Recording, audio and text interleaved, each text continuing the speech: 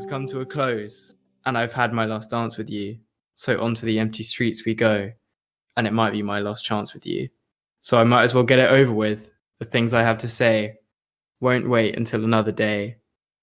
Hello, and welcome to the Minority Arts Appreciation Society, where we're ticking all the boxes and providing the much-needed minority opinion in popular internet discourse. I'm Mattie, and I lead the film discussions. However, this is the first music switcheroo episode in which I will be leading the music discussions. Josh, who are you? Yeah, I'm Josh. I typically lead the music discussions, but today I'm taking a back seat, letting Matty pick the album, lead the discussion, and yeah, I'm excited for this one. It should be a good one. Do you think I can do it justice? I think you do just fine. Oh, all right. I'll take it. So to get this on the road, today we're going to be discussing LP's debut studio album, Fantastic Damage, released in 2002. LP is probably most commonly known today as the other half of Run the Jewels, the hardcore hip hop duo, who've just released a new album, RTJ4. I just want to, before we get into discussion, talk about some important causes that we think it's important to highlight. And just a content warning for the discussion. This album has some themes of domestic abuse and violence.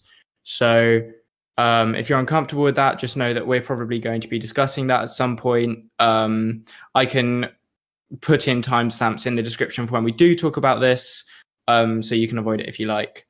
That said, the charities that we'd like to highlight for your use or your donation, in America, there is the Loveis Respect organization, and this particularly supports young people, young adults, particularly in violence.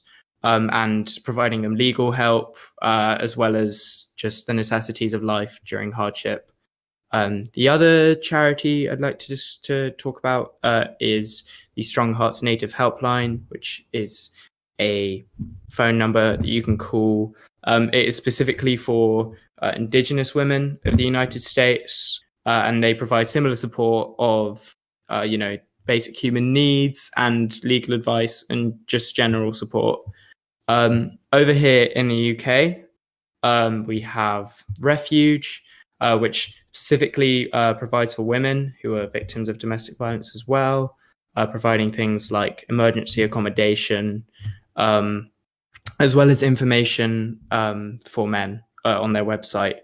And then specifically for men, there's the Men's Advice Line, and this is something you can call confidentially to provide emotional support, and they can also connect you to additional services for any of your needs, legal or housing wise. All of the websites, names and phone numbers will be in the description of this video, and I sincerely hope they can help you, or that you can help them, because all of these places will have donation pages. But with that said, it's on to the discussion of the album itself. As I said, this is a debut album for LP.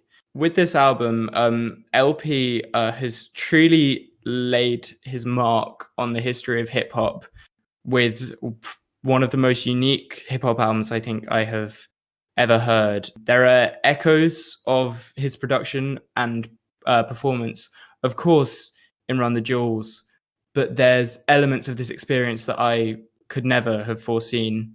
Particularly, LP or El Producto creates worlds within his production, with his rapping often being completely out of focus, and mainly just adding to the sea of sound that defines a lot of his songs. But even within that, there's such a palpable feeling of just urban living in irregular and sprawling rhythms.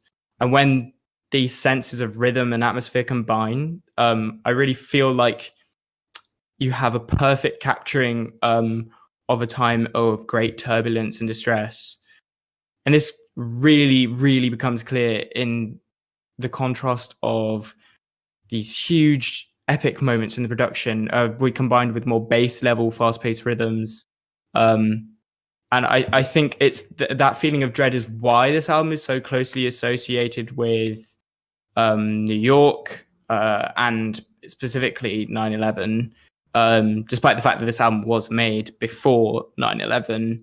I actually think a lot of it was recorded. There was an interview he did quite recently. There was he said, Fantastic Damage wasn't a post 9/11 record. It was a pre 9/11 record. When you listen to any record I've done, it's not meant to be predictive. That's crazy. That's news to me because yeah, I mean, like the lyrics in the first track sound like an immediate reaction to 9/11. So that I know, like, it's insane. Talks about rubble puddles and mechanisms burning and people being flattened out. Like Jesus, I know. I mean, that's 9/11 imagery right there. So that's really bizarre. Yeah, I kind of couldn't actually believe it because I was what I was mainly looking into were his like personal feelings on the album now retrospectively, but I stumbled into that and it was such a surprise because like I've just mentioned, there's just such a sense of like turbulence and just such a sense of apocalypse on this. But those are sort of my opening thoughts on it. Josh, what do you think of this? Yeah, I mean, I really enjoyed it as well. I'm not as enamored of it as you are. I agree that I really do love the album's oppressive industrial atmosphere. I think from this kind of era in hip hop, I think I preferred people like Dalek who were dropping in the same year, also pushing for the gates of industrial rap. This is very much like a backpacker rap album, and it's clear you look at the features list, you got people like A$AP Rock, Cannibal Ox in here. It's very much like that era of like the hibbity hobbity, but getting really spooky and scary as well. I guess I find albums like this like somehow it's like really enjoyable when they're on and quite like aesthetically cohesive and satisfying. But to some extent impenetrable at points. There's so many weird kind of songs that are very difficult to follow. I just don't understand what LP's talking about. Where he's buried so deep under like New York slang and mythos that it becomes like DeLorean stands out. Yeah, but moments where it's just like, there's no way I was ever gonna get that reference. You'd have to be growing up in Brooklyn in like the late '80s, in like the specific cliques that LP was in. But so funny. But it's still like I feel very powerful album. I think because of that, like the moments I gravitated to the most in this album were the more conceptual moments, which are easier to grasp onto. They're just like a bit more like universal. The parts where he's just kind of going off doing the hibbity hobbity raffity rap, bragging and talking about label beef and things like that. It's still entertaining. It's just like it's just slightly more impenetrable. But overall, I did like really thoroughly enjoy this album. Again, I think I do prefer where LP will go in his career. I think guys like Atmosphere who are working at the same time as LP were personally more emotionally accessible for me, and coming from a very similar style of like backpack rapping. But it's undeniable the kind of how masterful this album is. I do completely see where you're coming from structurally as well. I was really surprised by the length of the album when I first went to listen to it. It's very daunting. This long list of songs with very long minute lengths. And to be honest, it doesn't really get less daunting with listens in a way. I think there's a very nice easy sort of split in the album that comes at the end of Truancy, I believe it is. I feel like there's a really nice like bookmark moment there where you can sort of take a breather and digest. But on an emotional level, I think what I found, which I kind of touched on in the beginning, was just a real sense of universality. In terms of just city living, in a way, it like particularly the rhythm, it just really, really brought back like feelings of home and how quickly your day can just shift. To bring up DeLorean again, there's a moment where the song becomes like it basically becomes a completely different song for a minute before LP sort of snatches the original beat back and begins rapping over it again. And it's bizarre, but it does capture this just innate sense of turbulence that living in an urban environment provides, which I think grounds LPs more like, I'm from Brooklyn. You have no fucking idea what it's like to live in Brooklyn. It's not like, I don't mean that as a criticism. It's just Oh, so, no, not at all. you feel like a tourist because this is so of the scene. Like Yeah. in the same way that Seattle grunge is so thoroughly Seattle, and like if you're from Seattle, it's just going to mean something completely different to you than like some book in London. But I agree, like the inner city blues kind of angle of this album, like talking about wearing nice shoes and getting robbed, and then telling your mum not to buy you nice shoes anymore. I mean, all inner city kids have that anxiety, right? So inner city blues is yeah. a perfect way to put it. Mm. Perfect. And yeah, I think you bring up that there's like a definite like fondness for this environment, despite the fact that it is so, again, apocalyptic at points. Particularly the beginning of the album, the opening track and the title, and what is the title track as well. The opening drone of the album sounds like an alarm that has been continuing for years and is just dying, but still continuing in this really haunting but also exciting way. And then this sort of like incredibly janky, cut short industrial sample begins, and it does it does just feel intensely personal to LP and his upbringing, but also at the same time like a sense of ending. Yeah, And it's really dystopian. Yeah, exactly. And just you could really see that in the album cover. I feel like it just perfectly reflects the complete hodgepodge of musical ideas that are going here, and a hodgepodge in a positive way. I know that sounds sort of derogatory, but yeah. I guess like thematically, it feels like there's very like two clear streams of thought happening on this album. Where one end you have like the political angle, which is informing a lot of like the aesthetics of this album, the kind of like imagery of dystopia, machinery, this oppressive atmosphere. But on the other hand, you have like the kind of aesthetic statement of this album, the kind of cultural backdrop of it, which is like, I think it's probably most prominent in songs like Constellation Funk or Squeegee Man Shooting, where in Constellation Funk, I don't know who the line's about, but he kind of goes after kind of quote unquote, I guess, fake rappers, who know nothing about the culture that created hip hop music. Like he's very proud of the specific Brooklyn inner city working class like rap sub committee, right? And that narrative of like it's cringy, but there, in my opinion, there was a genuine narrative of like quote unquote like real hip hop, like raw, gritty underground hip hop, and trying to like defend that as an art form, which is really like exciting and for LP in this album. So that's like the most celebratory moments. That's when he's like doing the hippity hoppity bragging kind of stuff. But so I do think those like the two narratives that explain like how it is both like really horrifying and dystopian, but also like really happy it exists because it sees itself as like carrying on this tradition.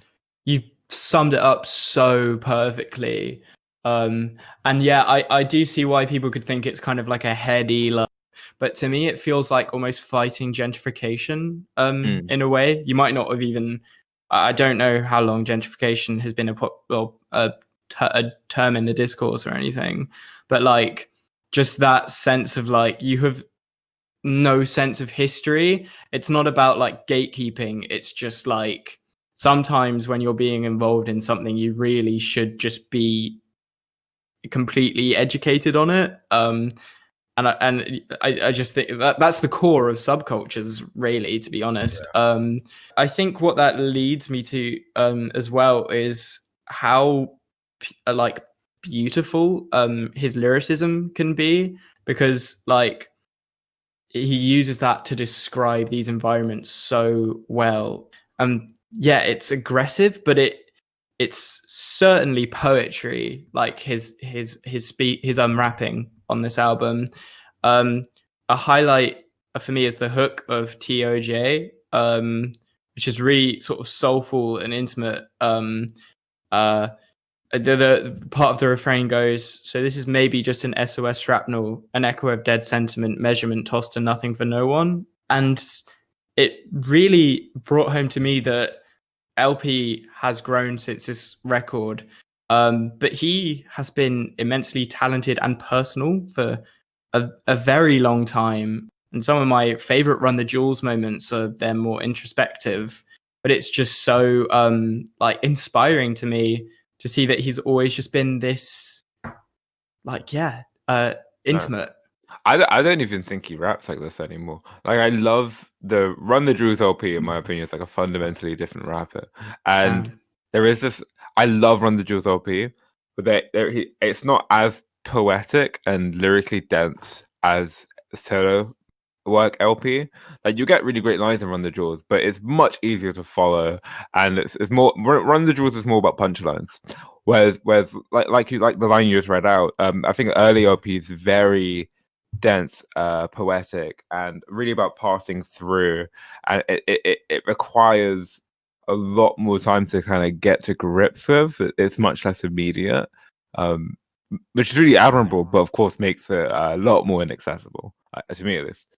No, I think you're right. There is a difference there, and I think that is part of the fun of the album in a way. Like, I really, really did enjoy like getting to know this in a way.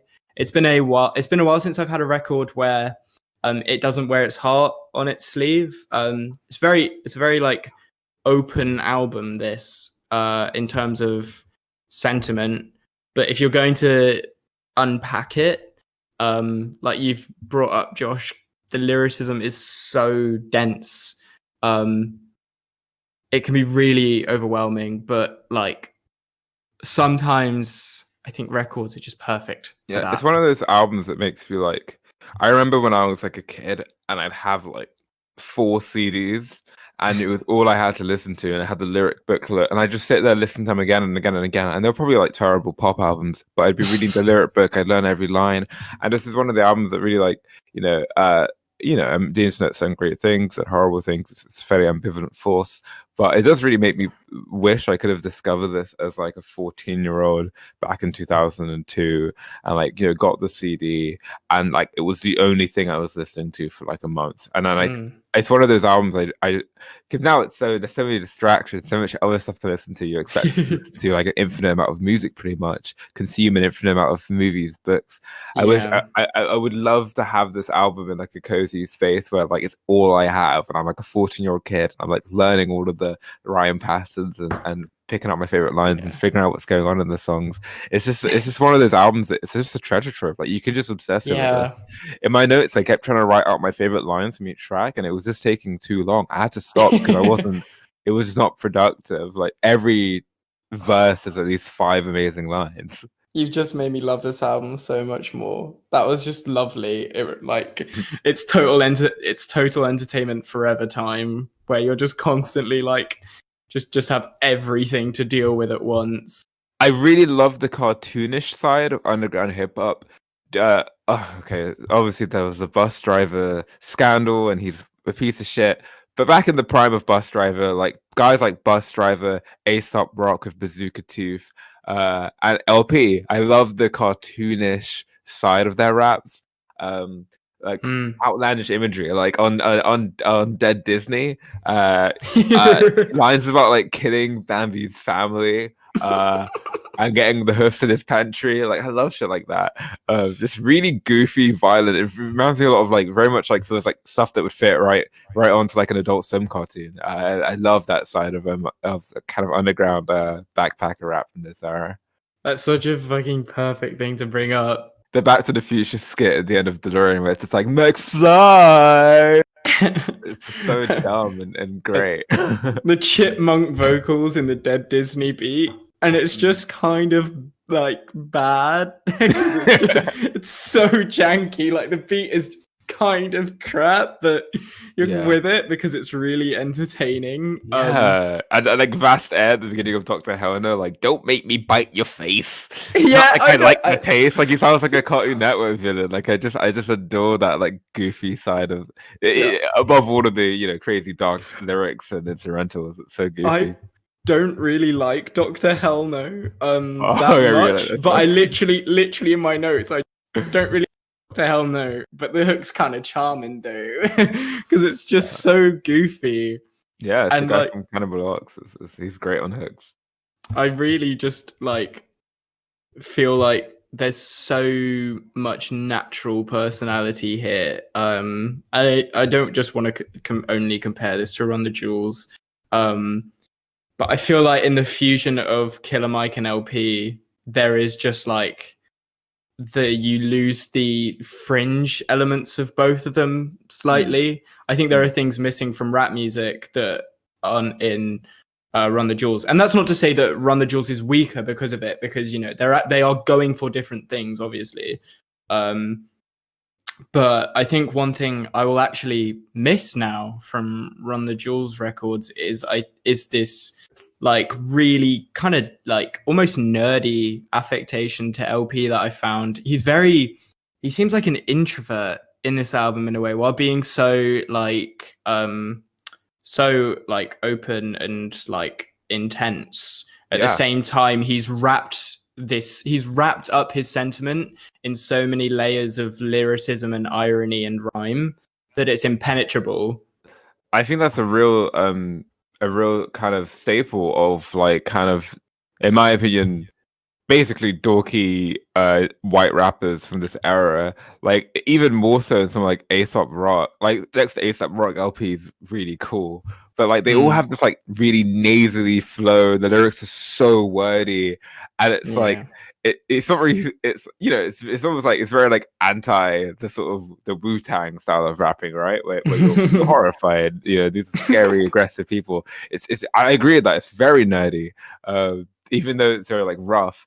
But the songs aren't about like LP being on the street scaring people. They're about like LP being bullied as a kid and like going to his room and like memorizing Slick Rick verses and having his Nintendo stolen. Like, it's very dorky. I know what you mean. Very Peter Parker. Yeah. Oh my god. Can we like make a fan edit of Spider-Man, the opening scenes of Spider-Man 1, but just with LP from the 2000s? Just LP lines replacing Tobey Maguire lines. He looks down at his new muscles and says, map the growth and things like that. Dude, that was woke. Oh my god. To speak on like wrapping up sort of emotional things about yourself, I do want to talk about Stepfather Factory, which is a harrowingly beautiful song about the like abuse that LP faced from his stepfather, that LP and his mother faced from his stepfather, who she married after the divorce of his father. But what he does in this song is turn this into an incredibly powerful metaphor of like how society manufactures broken men. And to turn your trauma into something so powerful and also important, I think that is so important to discuss. I think is like incredible, and like bolsters the merits of this album so highly. And I just have a huge amount of respect for LP.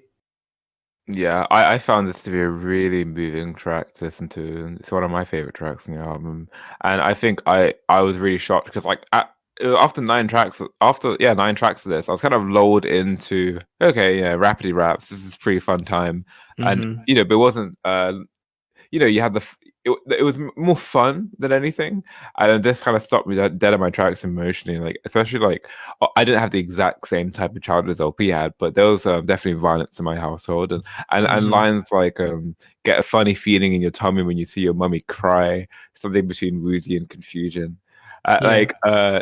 Kind of articulating, and there's a line about wanting to like play with your teddy bear or whatever normal kids do, like such a beautiful articulation of kind of being in a scary household as like a kid and not having any like adult frameworks to understand what's happening, or not really getting like, is this just what all kids go through? Or and that coupled with again like the Saturday morning cartoon concept of a stepfather factory and the goofy chorus, like LP just completely weaponizes all of the kind of I want to say tropes of underground hip hop. Its goofiness, its playfulness, and uses it to get to something really evocative and emotional. It's fantastic. I think what that speaks to is the importance of knowing the history of it. Like, I don't think without this respect that LP has for the tradition that he is now involved with, I don't think he would be able to wove these incredibly lyrically complex, like masterpieces of songs that he writes on this album. I think this album is so consistently conceptually satisfying, but it's always embedded in this lineage of hip hop and rap, really. Um, and it's that sentiment for both your history and where you're from, that always makes this album, like, even in its darkest moments, feel reassuring, and like home in a way, because it's constantly reflective. And in Stepfather Factory, you sort of see that left, actually, as he describes the sort of, you know, a clinical manufacturing process of these like broken people.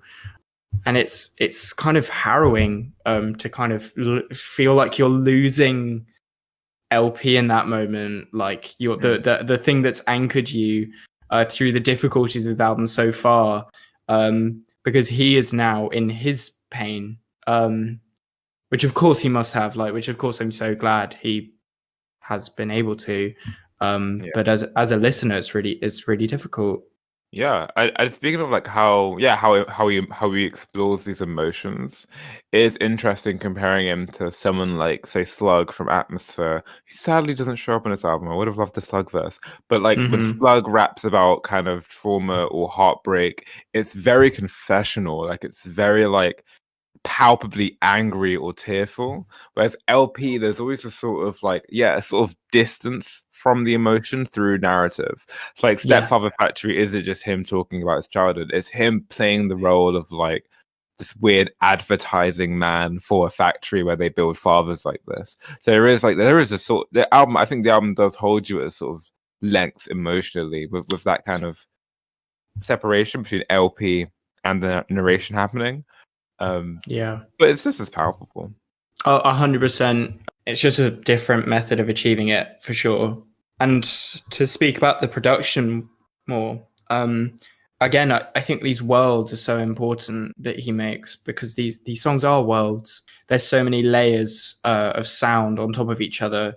Uh, Mm. a lot of the time, it's very much involving LPs, like almost chanting. And so when you have yourself feeling so immersed in these spaces, while you are being left at arm's length, um, to sort of follow from what you're saying, it doesn't make the experience any less powerful, because it's actually almost more authentic, because instead of getting the catharsis of reconciling with these emotions, you're actually being immersed in their immediacy. Just one thing, which is why this album is so amazing, because it is so immediate. You do feel so placed in this world for all of its faults and positives. Um, Yeah, And He I'd is also like amazing. I'd also like to add like aesthetically with how like the beats are constructed and like the specific I don't it's kind of lo-fi, but it's not really lo-fi. It's more just like this is what an album for the early 2000s with a lot of money behind it sounds like. And it's really nostalgic. Like lots of these beats, you know, as you know, as dark as they do kind of remind me of like janky PS2 games when you go to like the robot level, like you know, like games like Oddworld, Abe's Odyssey, like that kind of like aesthetic, like A bit of and Psychonauts, a retro. bit of Yeah, Psychonauts. You know those yeah, like because you're like exploring the yeah. mind, dude. It has that. It felt very nostalgic. I would have loved to put the CD into my PlayStation 2 and listen to it that way. It felt Aw. yeah, it felt very cozy in a nostalgic sense, even though yeah, it's so harsh. But yeah, it Yeah. doesn't. It's not like yeah, it's not like it might be. It's not like stuff like Dalek, which are like going for a much more like horror thing. It is a more almost like cyberpunky, playful brand of industrial, which That's is really really true. cool. It's Yeah. so unique. I really I just am so pleased with this because it is just so I don't think I ever could have I do, to be fair, I do have less of a like affiliate, what's the word I'm looking for here? Less of a understanding, I guess, of what was happening at the time sonically, but it to me I can't imagine anything sounding like this like all the way.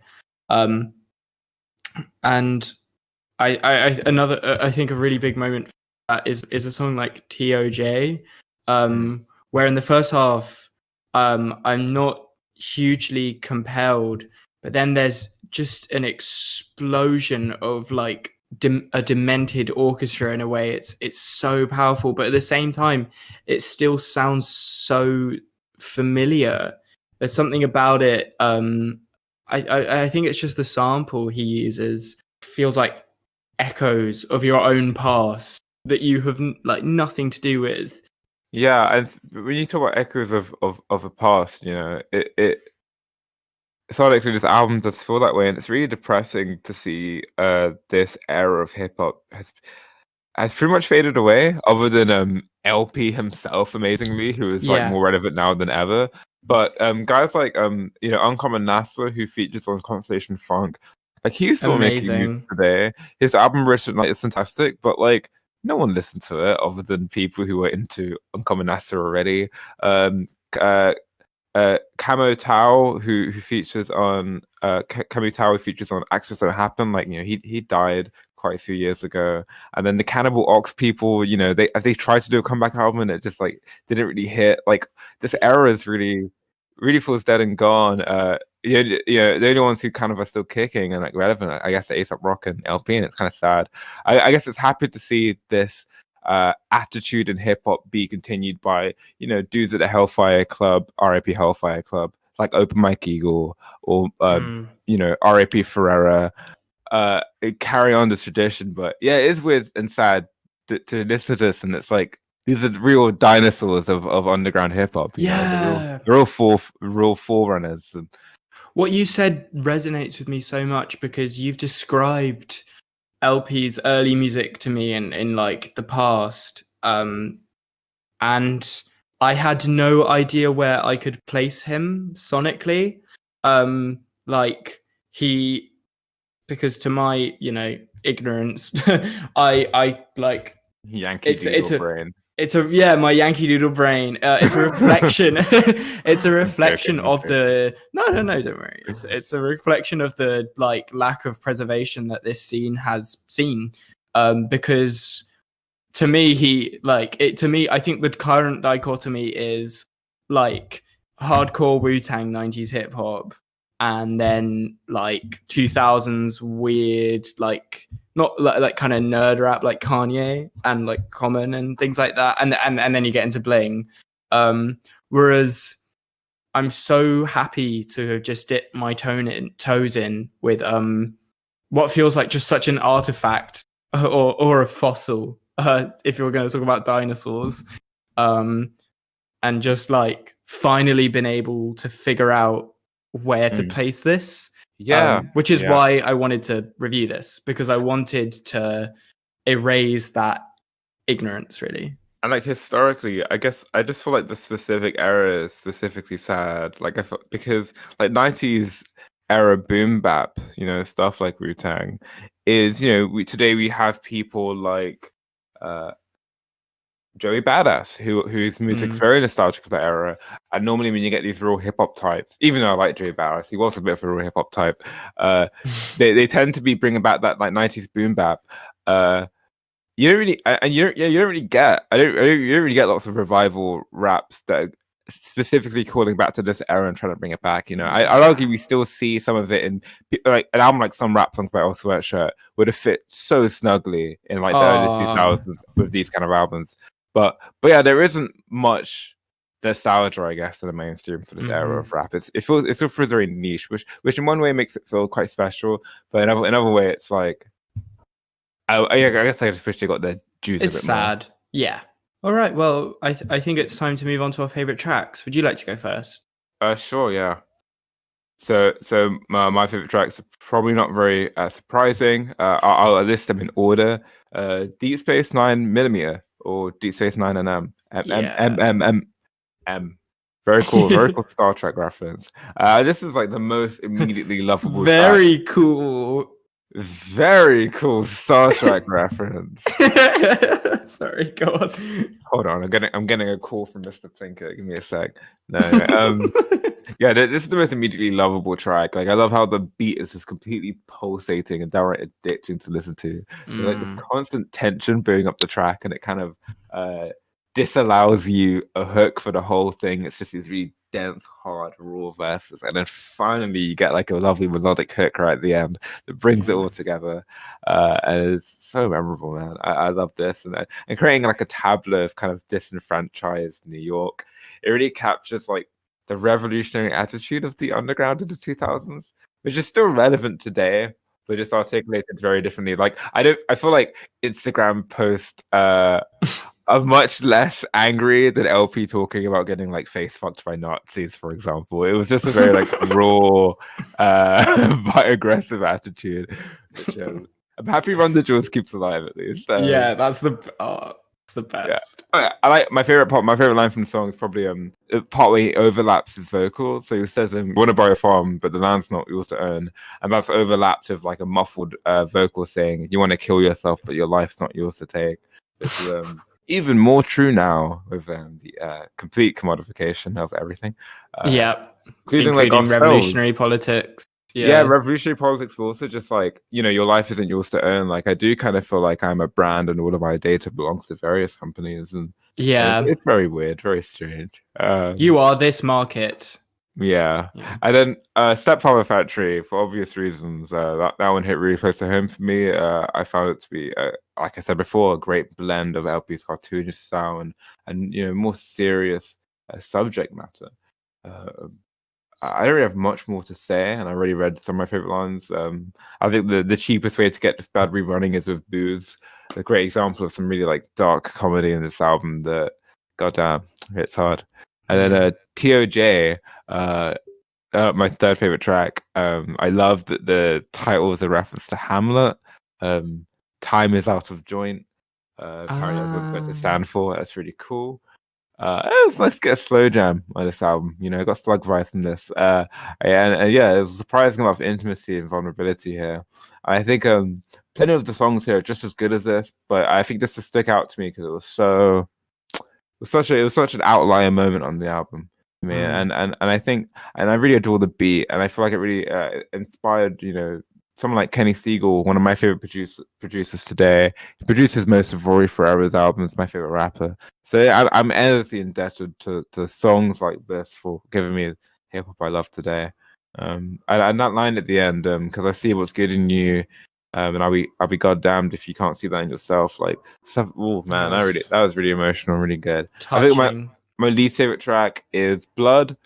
I thought it was a bit of a weak closer for me at least.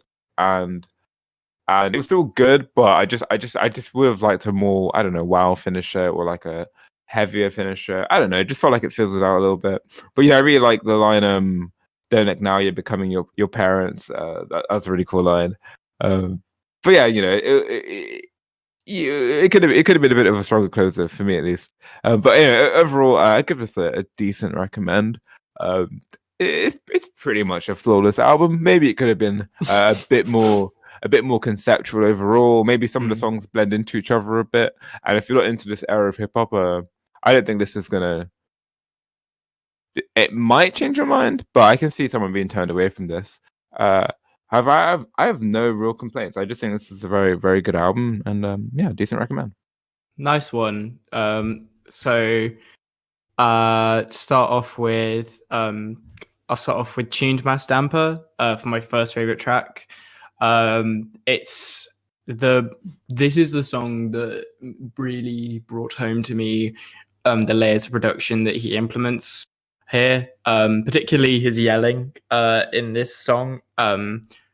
Just really brought home this sense of frustration at living almost a purposeless life when you're living in a unideal family situation, and what that does to a child, making the normal elements of childhood seem pointless, and the anger that would bring is so powerful to me.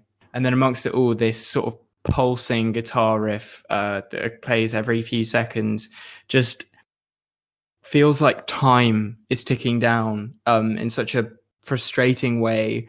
I really, really love this song. And can I say one of my favorite lines from that song? Yeah, you can. He wrote his own eulogy with cocaine hands, heroin arms, Novocaine memories. That's just beautiful, man. I love that. It really is. I think what that line really brings up is this feeling of like lost time and lost life as well.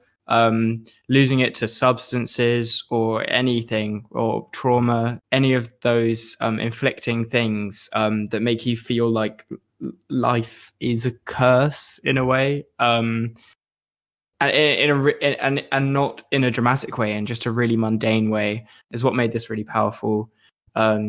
Yep, similar with Josh, Stepfather Factory. To be honest, I won't say more about this because I think we've said everything we need to say. It's just a beautiful, powerful song. And finally, Blood.